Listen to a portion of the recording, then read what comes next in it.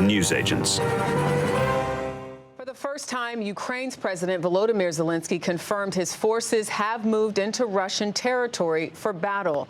In his nightly address, Zelensky said the surprise cross-border offensive in Russia's Kursk region and his country's... It is hard to exaggerate the sense of surprise from Ukraine and its allies in the West and embarrassment in Moscow that this happened with Russian generals, the Russian leader, apparently totally blindsided by a surprise Ukrainian attack on Russian soil, on the motherland. On Monday morning, residents in parts of the Russian city of Belgorod, just to the south of Kursk, like people in Kursk, have been told not to panic by the Russian government, but they must evacuate because Ukrainian forces are on the advance in Russian territory itself. This is one of the most audacious moves yet by President Zelensky and his generals. Why has he done it? What effect could it have on this war, this long bloody war that is now 2.5 years old? Welcome to the News Agents. It's John. It's Lewis. And I hate to use the phrase so early on in the podcast and such a cliche, but fog of war does seem appropriate right now, given what we know and what we don't know about what has happened. But broadly speaking, yeah, there has been this extraordinary Ukrainian incursion with heavy armour and it's advanced 35 miles into Russian territory, going towards Kursk, where there is a nuclear power plant run by the Russians. Apparently, they've also seized a number of towns and villages along the way, including a place which controls some of the supply of natural gas coming from Russia to the European Union. This is unbelievable, given where we thought the conflict was until now. Yeah, and there was an extraordinary bit of footage from a couple of days ago, which showed Putin, cameras on him, talking to some of his generals, and you could see that he was being told about it, and almost for a moment, in a way that Putin, who always looks so controlled and so in control, looks speechless, and doubtless he will be, because this is a real embarrassment for him, both internationally and domestically, to his own, inevitably, war-weary population as well. The Russian General Valery Gerasimov has had to now repeatedly reassure the situation, the Russian public, as being completely under control. But verified videos and photographs from Western defence experts have showed Ukrainian troops and equipment some 30 kilometres inside Russian territory since the operation began on Tuesday, and Ukrainian military figures briefing the press that we intend to go deeper still. Ukraine has made some of these sort of parries into Russian territory before, usually involving drones, usually involving missiles and so on, as far deep as Moscow, indeed, using drones, which is obviously designed to remind the Russian population that the Ukrainians too have the ability, frankly, to terrorize Russian civilians, as Russia has repeatedly done to Ukrainian population. But this is on another level and another order of magnitude, and is clearly prompting some degree of panic within Moscow and the Kremlin. Yeah, look, remember that when Vladimir Putin on the 24th of February 2022 launched the surprise attack on Ukraine, well, not a surprise attack because of course there were 130,000 Russian troops on the border, that it was going to be over in a matter of days or at most weeks. That's a planned operation. Ukrainian defences would collapse, Russia would install a more friendly regime into Ukraine, and Ukraine in effect would cease to be a separate sovereign country. It hasn't worked out like that. 2.5 years on, it felt like it was a grinding stalemate, with Russia maybe making some advances in the east of the country, but it was broadly speaking kind of locked stalemate. And now Ukraine has taken Moscow by surprise, and that is, wow, unbelievable. Well, let us speak now to Shashank Joshi. He is the defence editor of The Economist magazine, and he's also a fellow at King's College London. Shashank, great to have you with us. Thank you so much for taking the time. I mean, what on earth is going on? Well, it's astonishing, because I was amongst many of those who were reliably telling people Ukraine doesn't really have an offensive option. And what I meant is an offensive option against Russia's prepared lines on the key parts of the front. But by failing to include that caveat, I admit I have some egg on my face, because I certainly didn't anticipate they'd succeed in finding a weak spot in the Russian lines, that they would achieve this incredible degree of surprise, which of course is very hard to achieve these days in wars, because you have ubiquitous drones, technical surveillance, satellite coverage. So how you muster your forces and concentrate them in this way is much, much harder than it used to be. Let alone penetrating, what is it, perhaps now we're looking at 40 kilometers plus into Russia, to the point where Russians are digging trenches around the Kursk nuclear power plant. And I don't think Ukraine will get there, or really seeks to get there practically. But the fact that Russia's doing that, the fact that there is chaos in Kursk region, but also now, more recently in Belgorod, which is a completely different Russian province, a completely different part of the border, I think that shows just a really astonishing development in this war. Can I just ask you a sort of technical question? Because I've read quite a lot over the weekend, which I find sort of fascinating, although I'm not sure I fully understand it all, is how Ukraine did it, and this sort of jamming of electronic signals, so that they were able to kind of stop the Russian drones, stop Russia being aware of what they were doing. There's always a mythology at the beginning of these operations as to how it's done. You remember, go back to the beginning of the war itself, those chaotic early days of 2022, we were all focused on these wonder weapons, right? The Turkish TB2 drone and things like that. The picture's generally more complex. So I'm wary of any sweeping conclusions, less than a week into this.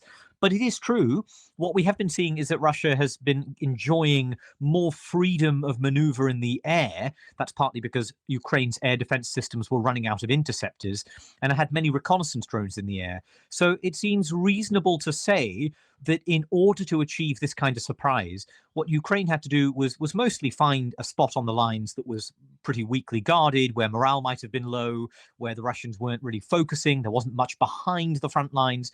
But they might also, it seems, have used electronic warfare jammers, these small devices that transmit radio signals to overwhelm the signal of a drone, the control signal of a drone, or the feed of a drone, and blinded the Russians so that they could make these maneuvers in secrecy. I think the lesson I pull out for here is that on the modern battlefield, it's become very, very dangerous to move, because you get spotted and you get hit. And if you want to move, the first step is probably finding a way to blind your enemy. Shashank, what do you think is Ukraine's strategy here? In the sense that last time listeners perhaps really tuned in to the events of the war, obviously pay less attention than people like you do, it felt like, and it was the case, that Russia was largely on the advance, albeit incrementally. Here we have Ukraine actually making an incursion into Russian territory in a serious way.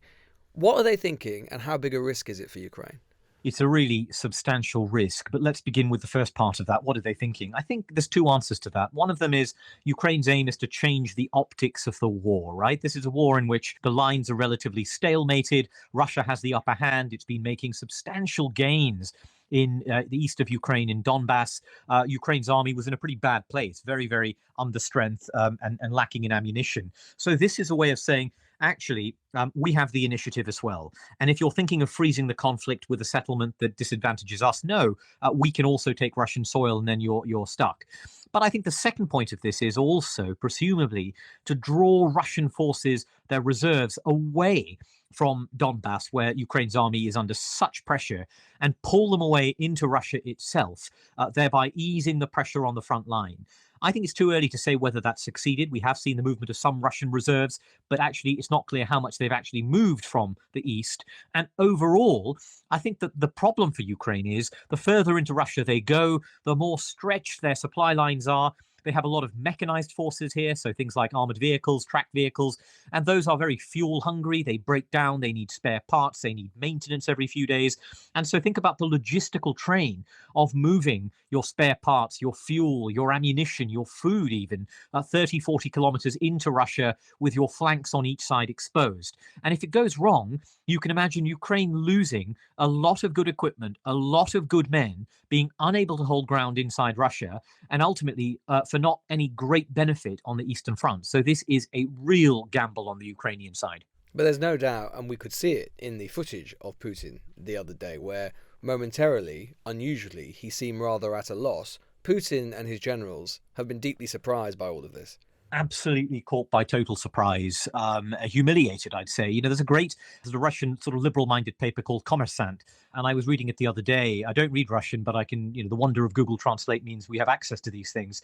And it was an extraordinary piece of reporting from Kursk region, talking to locals who were in shock, furious at the sense of abandonment by Moscow, the sense of what they felt as kind of total incompetence by the regime, the questioning of the war itself, although they were quite careful not to blame Putin, you notice. They were blaming the leadership of the defense ministry. So the Russians have been caught by surprise. We've now seen, in fact, the Kremlin has put Alexander Bortnikov, who's the head of the FSB, that's Russia's domestic security service, one of the successors to the KGB, in charge of the response. And I think that tells you just how much the reputation of the military has been damaged by this, coming on top of quite a few other humiliations, including, let's not forget, about a year ago, just over a year ago, the incredible march to Moscow by Yevgeny Prigozhin himself. So presumably on that basis, given how important it is for the leadership in Moscow to save face following a humiliation like this, it's going to get very brutal for the Ukrainians who are still in the Kursk region. And as you say, Russia is going to want to absolutely annihilate them, aren't they? There's going to be a strong appetite for revenge. Russia's going to feel very humiliated. I think we've already seen some interesting optics at the Zaporizhzhia nuclear power plant in Ukraine, which, let's not forget, is under Russian control. There's been a fire in one of the big cooling towers. And it looks to me, although I say this with no great confidence, that it's a kind of Russian threat, saying that if you go after Kursk power station, we'll go after Zaporizhzhia and potentially cause some kind of catastrophe. There's certainly Ukrainians worried about what this might mean in terms of Russian missile targeting against political targets in Kiev, against leadership targets, against strategic targets, although they've already been striking infrastructure very intensely.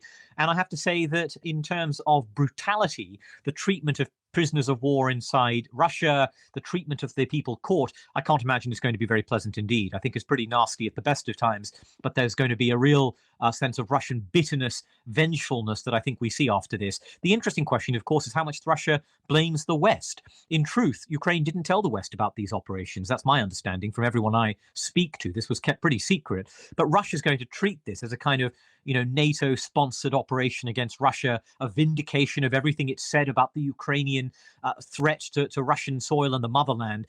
And I think that's going to intensify some of the things we've been seeing, not just in Ukraine, but across Europe, including sabotage, assassination plots, cyber activity, because that is how the Russians will view this as a kind of natural response, not just to Ukraine, but to us. Well, that was the question I was going to ask you, which is that Western support for Ukraine, NATO support for Ukraine, has been so that they can mount defensive operations. This is an offensive operation, an incursion into Russia. If they are using, I don't know, German supplied Leopard tanks or whatever it happens to be, or British weaponry, missiles that are being fired onto Russian targets, isn't that a breach of the kind of agreement that was made with the West and Ukraine? I think that Western countries have lifted some restrictions. They're still placing some restrictions on. So, for example, with deep strike missiles that can travel very far into Russia, neither America nor the UK nor France want to see their missiles be used to strike very sensitive targets, hundreds of kilometers inside Russia. But there's a different rule, a set of rules for the border regions, because, as you might recall, not all that many months ago, Russia began an invasion of the northeastern Kharkiv region in Ukraine. And it was widely agreed that it was absurd to have rules that said if Russia steps across the border, Ukraine can attack them. But while they're massing just over the other side, that you can't fire a single shell on them. So very logically, some of those rules were restricted. And the fact that all of this is still just over the Russian side, in areas where the Russians have been invading over the border and attacking Ukraine, I think gives it a degree of legitimacy. But I have to tell you, what strikes me as so interesting is that Western countries might have reacted, as you suggest, to say, hang on a minute, this isn't what we agreed, Ukrainian soil only, this is a bad idea. That hasn't happened. We've actually seen quite a degree of toleration, a degree of indulgence for this Ukrainian operation, which tells me that Ukraine's partners see some advantage in the narrative shifting in this way. Shashank, where do you think, leaving this aside or incorporating it into the whole, where are we in terms of the war overall? We're 2.5 years in. It feels as if there is a sort of oscillation. It kind of waxes and wanes, and one side gets an advantage, the other does again, and then they dig in. But there isn't ever any kind of knockout blow. Where do you think we are in terms of the prosecution of the war overall for both sides? I don't anticipate any knockout blows. That's often not how wars work at this stage. I know a lot of people, for instance, pinning their hopes on the F-16 fighter planes that are going to Ukraine, in fact, that are in Ukraine, some of them now. But again, I point out that these aren't going to be able to go very close to the Russian border because of Russian air defense systems. They're primarily going to be used to parry all of the cruise missiles and drones being fired by Russia. So I always try and keep expectations in check.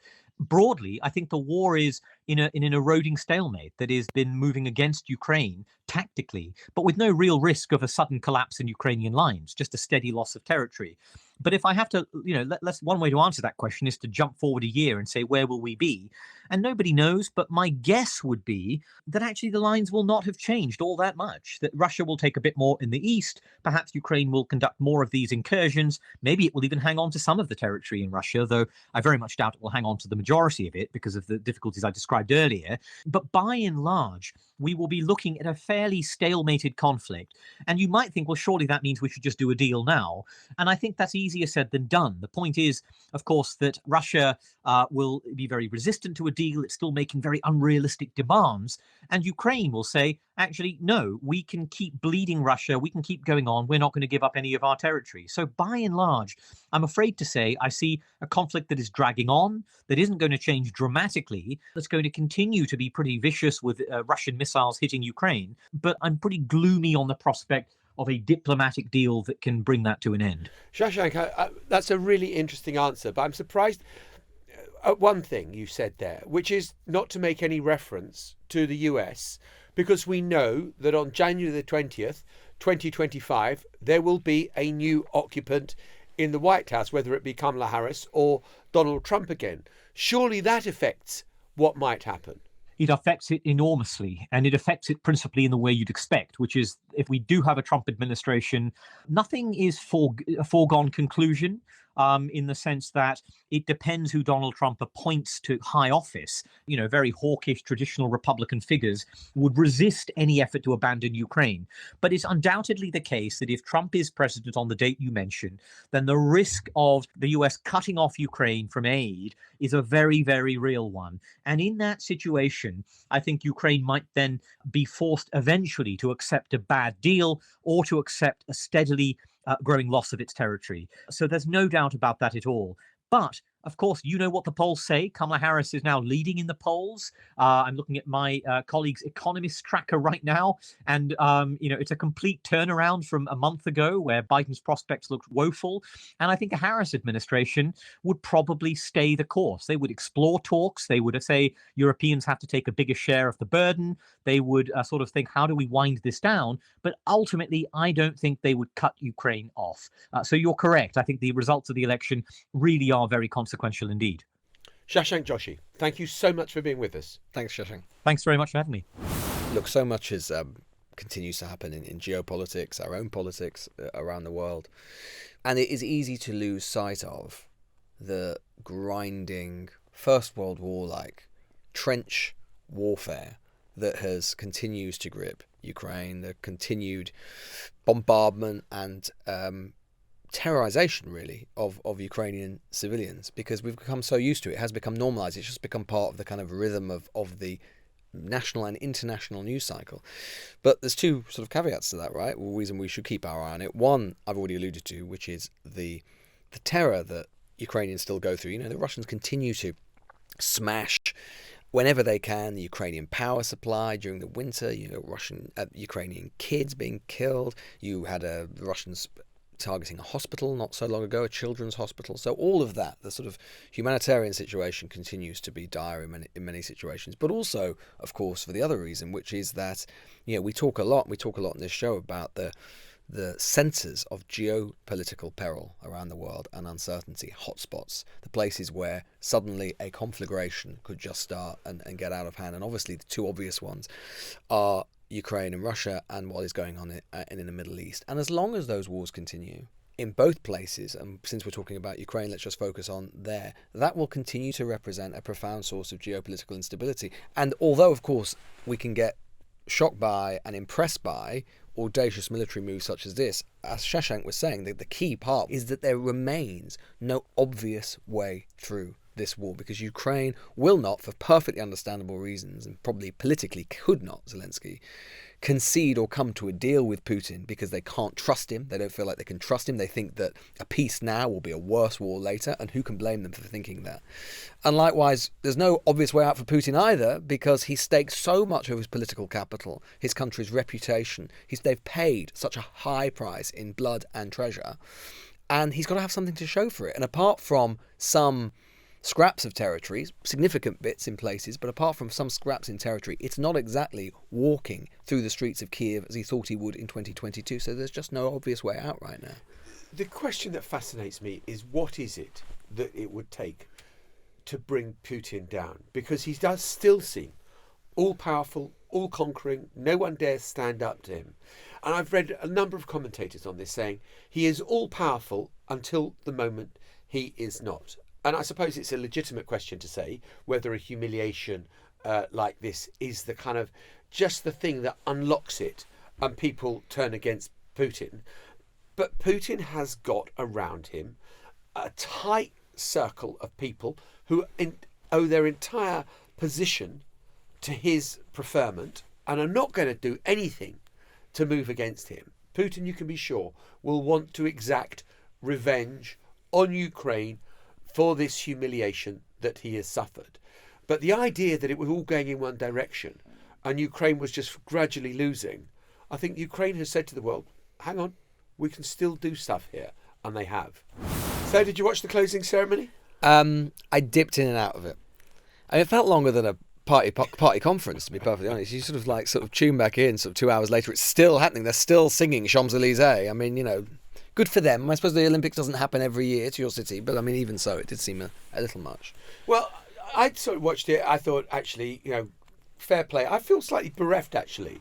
Really? But I mean, most of the events are very boring, aren't they? I mean, for goodness no, but I'm sake. sorry. I don't want to I mean, look, I like the Olympics, but I do find it a bit odd, right? There are so many people who, like me, who basically don't watch much sport, who for 2 weeks seem to become transfixed on water polo or handball and go, God, I love handball. It's like, yeah, funnily enough, you're not watching it 2 weeks later, though, are you? It can't be that good. So handball is boring, water polo's boring. Well, it's not that they're boring. Well, you just said they were boring. Well, it's just that I'm just more interested in the kind of psychology of people, like I say, who don't really watch much sport, but then weirdly become transfixed by these quite obscure recondite sports that, to be honest, never catch your attention again, apart from the next 4 years. I don't know. It's interesting. I now know how you score in Taekwondo.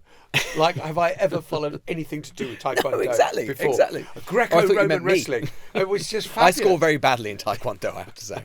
I score very badly. But I suppose there is a serious discussion to be had about whether the Olympics make any difference to a country's standing in the world, and whether that difference has any longevity to it at all.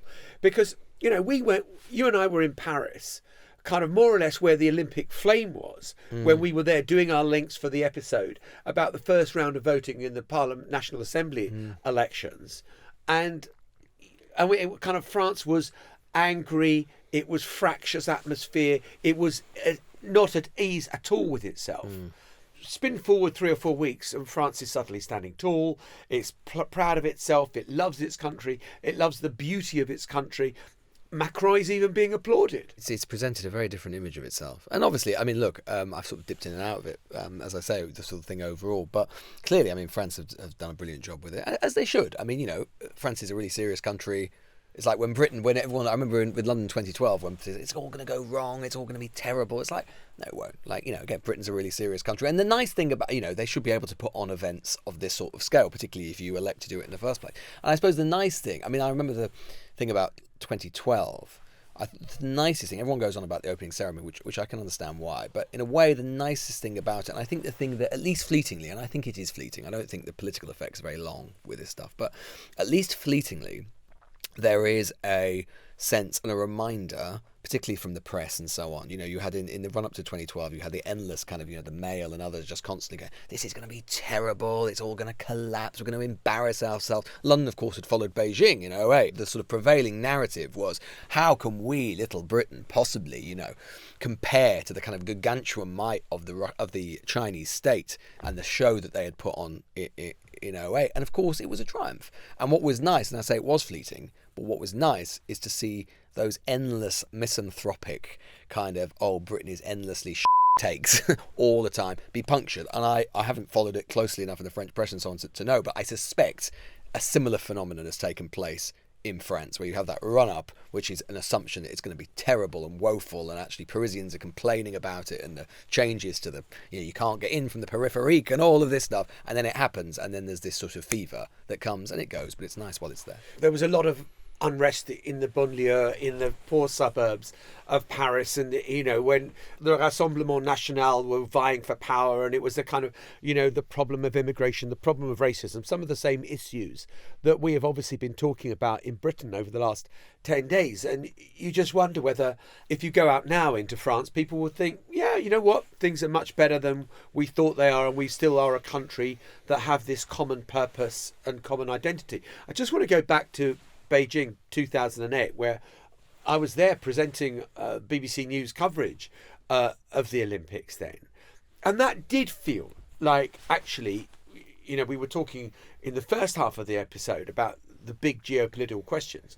This seemed to me a big geopolitical statement of China on the world stage. Here, big, powerful, impressive. I think this is the interesting thing about the Olympics. It's just thinking about them as political events, because they are political, right? I mean, totally. one of the striking things about last night actually is it is one of the rare occasions when you actually see pretty much every country in the world represented and doing something. When you see the North Koreans there, who are basically ostracized from almost every other truly international kind of forum and so on. You see every country there, from the United States to North Korea and everything in between, and it comes together. And there is something kind of slightly uplifting about it, but it is a reminder that they are deeply political events. And I kind of feel like Olympics as political events kind of fall into two categories. There's the one thing that we've already described, which is sometimes there is when a country has them, as happened in London in 2012, I suspect in Paris now, there is a kind of brief feel-good factor, and it can reaffirm to a country a sense of itself, particularly countries like Britain and France, who have long operated under a kind of, in different ways, but similar as well, kind of a kind of psychology of kind of decline. Right? That about France. Britain's the same, in slightly different sort of post-colonial, post-war decline. What's the purpose of us in the world today? And these things have a nice, brief shot of adrenaline where actually, and what was nice about London 2012 is it presents a different story about yourself and your national character, and a sense of optimism, which is really important in politics. As I say, I think those things tend to dissipate quite quickly, and we saw that with London 2012. I mean, it is a favourite kind of motif of kind of so-called centrist dads everywhere to sort of talk about, why can't we just recapture that sense of London 2012? And then look what happened later with Brexit. Well, it's because actually people try and say that's a binary, but both things are the same country. They're both one side or the other of the same country. So inevitably something like a sporting event will disappear. I think the more interesting political Olympics are the ones that, for one reason or another, last in the memory because they represent something. And so they're more historical events, not because of the sport themselves, because they say something about that country in that moment in time. So, of course, I think 2008 Beijing is one of those examples. The coming of China. Easy to forget that like 10 years before that, China was still basically a poor country.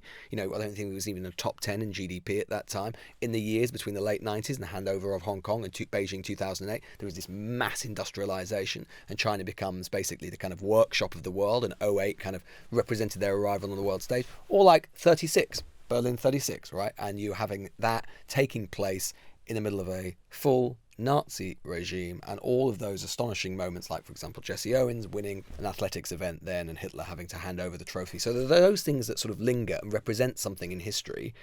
But I think those are fewer and far further between, I think. Yeah, I mean, 1980, Moscow, and after the Russian invasion, the Soviet invasion, I should say, of Afghanistan. And again, the boycott of those Olympic Games by America, and then 84 in LA, where there was, still boycotts going on.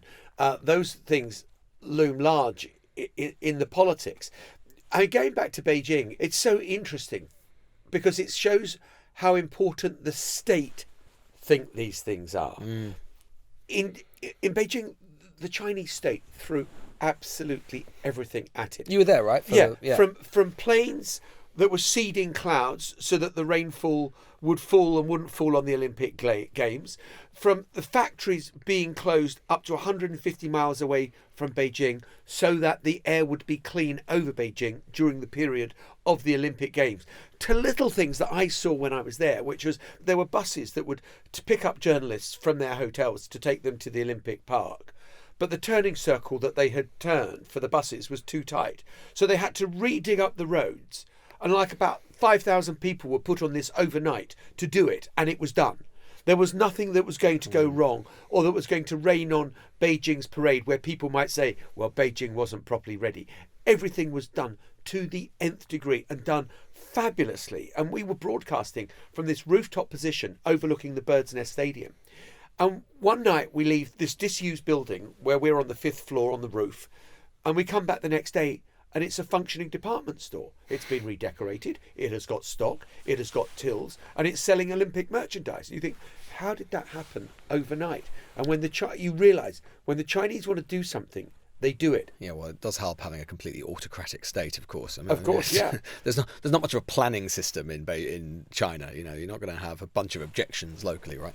But the Olympics as a political event is also interesting in the sense that Paris had, although it was this clearly a very successful event, and there's always this kind of like interesting tension or contradiction about the Olympics as politics, because it is an event which ostensibly and which deliberately tries to portray itself as being anti-politics, right? Because they say this isn't about politics. This is actually, it's not about international politics, not about domestic politics. This is about sport, and this is about nations and peoples and the youth of the world coming together through sport. It's almost like politics is left at the door. But of course, as we know, partly for reasons we've already said, that never happens because it just cannot escape. I mean, the fact that Russia is not competing under its own aegis in this, and hasn't for the last couple of Olympics, I think, or certainly the last one, tells that tale. But also they're interesting in more subtle ways as well, or minor ways, which is, I mean, for example, one of the big stories of this Olympics has been the continued rumbling row over trans, right? And about trans rights, and it's not even just trans, because people involved have not been trans, but about how you measure what a woman is and a man is and what hormones they have and all of this sort of thing. And it is impossible to, and it is at those moments that the veneer of being anti-politics sort of falls away. And far from that, the Olympics actually becomes a kind of crucible of politics. It becomes a place where actually internationally, domestically, these arguments are had out. And it can't escape that, Shadow. Of course it can't. And what was the one country that wasn't involved in these Olympic Games? Let's go back to the first half of this podcast. Russia were not participating because of their invasion in Ukraine. And doping and all of that and sort of doping. thing. So the idea that politics doesn't intervene is just ridiculous. The one thing I remember about Beijing, where the autocratic state fell apart, and the kind of sense of discipline and order among the Chinese, was at London House on the night of the handover of the Olympic flag from Beijing to London. And there was this spectacular party put on in London House, and there were all these kind of fabulous canapes and cocktails being served by all these charming, young Chinese kind of men and women. David Beckham walks in, and everyone just puts down their trays of drinks and trays of food because they all want to get photos with Beckham. And I just that usually happens to you, doesn't it? It does. Well, I interviewed Beckham, and I was even a little starstruck. So even you? Yeah, even me. Yeah, well, I mean that. I think of us as two equals. Beck's me, Beck's. You know what? I've often been saying. I mean, it's the Posh and Becks, but it's nothing compared to Soaps and Becks, is it? Everyone knows that. Here's a bit of trivia for you, right? So, which Olympic sports have been in every Olympic game since 1896? Ooh, well, the 100 meters dash, surely. Well, athletics, yeah, athletics. Oh, has. okay, so athletics. Yeah, so that's one. Yeah. I think Greco-Roman wrestling has been there. No. Oh. No. You're obsessed with Greco-Roman wrestling, aren't you? You like the leotards. Well, there's this big Cuban guy who's won it 5 times consecutively now. I mean, right. It's just amazing. Swimming. Swimming, yeah. There's 5. Okay, swimming, athletics. Yeah. Cycling. Cycling, yeah. Shooting. No. Go on. No, come on. Can you get No, that too? look, people have got their lives to lead. They don't okay. want to listen to an elongated quiz show on the news agent. Gymnastics. Yeah, okay, yeah, I should have and got fencing. That. There we are. See, that's what I like about the Olympics. This is trivia. I have to also, by the way, if you want pity me, right? I have to live with a Norwegian who's obsessed with the Winter Olympics. Now that really is boring. That really is tedious. All the skeleton and the luge and all that. Jeez. Honestly, why did she marry you? It's a great question. I have no idea. Happy first anniversary, Thank by you. the way. Thank We'll you. be Happy back in anniversary, just a darling. moment. So before we go, some very important career news for one of our former prime ministers. Oh, Yes, not Liz Truss No, is going to a convent. She doesn't have a career. No, this is, of course, Boris Johnson. This is a story from an old colleague of mine, Mark Kleinman from Sky News. He's got a story which says that Boris Johnson is being sounded out about an executive role, probably as global editor-in-chief, with his old employer, the Daily Telegraph, if a takeover bid being assembled by his former chancellor, Nadhim Zahawi, is successful. So 2 people who have never been tainted by scandal to take over one of Britain's oldest newspapers. Well, yeah. Executive editor covers all manner of sins, doesn't it? I mean, that is basically, again, Boris Johnson code for doesn't turn up much, but makes an absolute fortune. Yeah, A real packet. Yeah, exactly. Editor-in-chief at large. Yeah, It's just kind of... It just At large is ridiculous. At large has huge pay packet, no responsibility in the job description. Well, at doesn't it? large is good because it is exactly appropriate, because what it would mean is no one knows where he is. Yeah. Which is exactly appropriate because no one ever will, Well, if it ever happens. I don't doubt Mark Kleinman's sources because he's brilliant. Yeah. And I may well be seeing him at dinner this evening. But equally, Right. Okay. but equally, my understanding is that this Nadhim Zahawi bid is going absolutely nowhere. So you heard it here. I may be completely wrong, but I think there are other people who are more serious in that fight for the control of the Telegraph. Well, Zahawi had approached, apparently, according to Mark Kleinman, a string of billionaires about backing an offer for the newspaper and the Spectator magazine, both of which are on the market after we reported on this a few months ago. The Abu Dhabi state-backed takeover was blocked by the last Conservative administration. So there we go. Column for Nadine, maybe? That'd be good. That'd be great. Right, we'll be back tomorrow. We'll see you then. Bye-bye. Bye-bye. The Newsagents. This is a Global Player original podcast.